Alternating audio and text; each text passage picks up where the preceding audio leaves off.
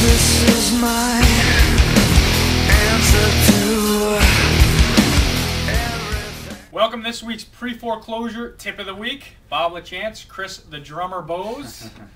How you guys doing today? Good. Hey, just want to give a shout out to my family. Okay, I had a baby boy on Monday. I'm very proud. His little guy's name is Aiden. 5 weeks early but healthy, so it's very cool. It's awesome. So we're bringing him home on Friday. That roughly that big? Exactly, yeah. 5 pounds, 10 ounces, so it's pretty awesome. But anyway, this week's pre-foreclosure tip of the week is about how to work with sellers that are divorced and in the short sale and foreclosure process. Okay, pre-foreclosure process. Okay, there's 3 tips we want to give you. Number one of them, we're just going to tell you exactly what we're going to talk about, then we'll tell you, and we'll tell you again, right? Sounds like a plan. Exactly. Number one is you need to know the difference between a deed, who's on the deed, and who's actually on the mortgage. We'll talk about that in a second.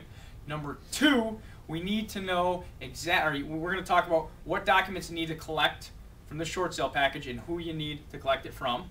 Okay. And number 3, how to deal with a lot of their objections, which Chris is going to go off and talk about a little bit about because he deals with a lot of that right up front. Right. How to get them to work together, basically. How to get them to work together. Okay. Number 1, let's talk about the difference between them being on the deed and them being on the mortgage. Okay. Them being on the deed, number 1, is they actually have equal ownership of that property. Okay. So when they went to closing, they either both signed that deed at that time, or someone quit-claimed them part of their ownership while they were married, before they got divorced. Okay? Now, them signing personally for the actual note, for that mortgage, okay, they actually signed personally and they promised to repay that money back to the lender. Okay, so there's 2 different things there. One of them is on title on the house, and the other one they actually signed personally for. Okay? So you guys need to know that there's a big difference there. Because if you're working on a short sale and they're both on a deed, but only one of them signed the note, guess what? You only need to collect the short sale package from the person who signed the note. Right. That's it. When it comes to closing, you need them both to sign the deed at closing. Okay, see the difference there? Right. Okay. Now let's step over to tip number 2. What documents to collect and who needs to provide documents for the short sale package. If they're both on the note, if they're both on the mortgage, which is the note, they both have to get the short sale package filled out. We need documents from both. If they're on the deed, both of them are on the deed, one of them's on the mortgage or note, guess what? You only need the one that signed personally for it on the note. Makes sense, right? Forget about the deed. When you're doing the short sale, forget about the deed. You don't need to collect short sale packages if they didn't sign that note. Right. And the reason is because, you figure if they both sign the note, that means that when they went to get that mortgage, the mortgage broker or direct lender that wrote that note up for them, he or she accounted for both of their incomes and both of their expenses and made the decision, and they qualified the mortgage based on both of their incomes. So in turn, when they go to apply for a short sale, the foreclosing lender, has to see that their combined income and expenses is still that they're overdebted, or that they're insolvent. Nicely put, Chris. Very nice. I just want to clarify a little bit. And number 3, you can run with number 3. Number 3, we had a situation just yesterday actually where another thing that's can be challenging. It can be done though. We've done it numerous times, and you guys can too. Is getting a divorced husband and wife to get them to work together. One last time.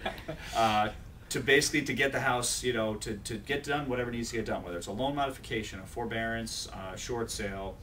And we had a situation where the husband went behind the ex-wife's back and did a forbearance without her signature. Now, obviously, not good. We're not sure if that's right or wrong, but her attorney's looking into it. But a good takeaway there is on the loan modification side, some lenders only require one of the people, or one of the persons, apparently, yeah. Apparently, yeah, to agree to a loan modification. And they actually don't even have to sign off on it. They send the homeowner paperwork already without having them to sign off on it, and they agree to it. Right, which obviously a situation like that is not cool, because now this ex-wife here is very annoyed because he's getting to stay in the house and she's the one who left. So and she wants out. Just know that some of those things like that could happen.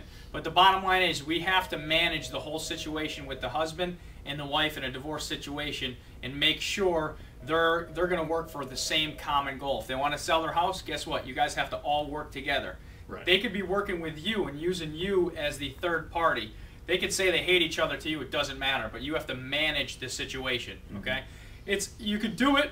Easily done. It may come in to some sticking points at some certain points. However, you can manage it. Chris, ourselves, we do it all the time, Yeah. and it gets done very easily once you set the proper expectations up front. Exactly. And if so, again, I mean, it may not be a forbearance, maybe a short sale. Obviously, if you've got, two former spouses who, like we mentioned earlier, that are not only on the mortgage but are on the deed, you're going to need to get both to not only fill out all the, the paperwork for the short sale, but also to agree to sell the house, to sign a listing agreement, to sell it, to get it listed for to find buyers, and then also to sign any and all contracts that come in. So, again, I mean, it's And one of the most important parts here is you have to set those expectations right up front, okay? Because you don't want to do all this work and it blow up in the end. Make sure you let everyone know exactly what you need done right up front. That's extremely important. You don't want to wait 6 months and hope all of a sudden the sellers are going to work together. Don't do that. Do that right up front. It's extremely important. That good? All right, that's this week's pre-foreclosure tip of the week. Great job, Chris. Melvin, the cameraman's awesome. Again, he's done a great job. And I think we got Art calling on the other line. It's one of our top producing agents right there. So anyway, pre-foreclosure tip of the week. Bob LaChance, Chris Bowes.